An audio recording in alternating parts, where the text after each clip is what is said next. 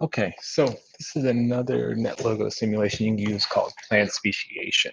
So this builds off of studies with plants using metal tolerance and then measuring flowering times and seeing how these change over generations. So there's a lot more going on here than some of the other simulations, but it's still a really good one because it has so many different variables you can change. So you can change kind of the frontier sharpness. So how much the sharpness between this. So does it abruptly go from green to blue, for example? Blue represents the it's a heavy metal contamination thing. And again, you can click on info and it kind of explains all of that for you.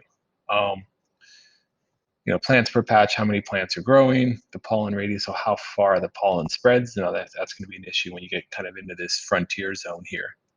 And some other things here. So you can change lots of things. And you hit setup, you can go, you can see, that eventually, um,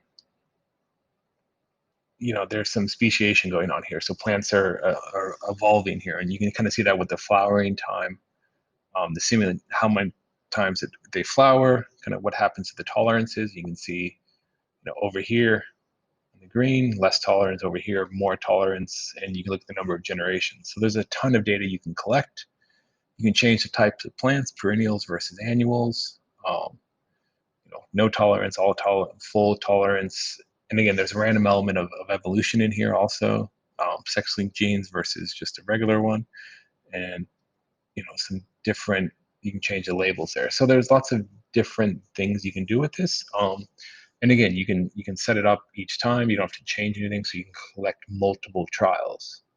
And again, you can export it all as this way, or you can just pull information off the graph. So if you want to look at it after 50 generations, you can see how much flowerings happen, sort of thing. The graph's a little harder to read. I suggest pulling it off of the plots here.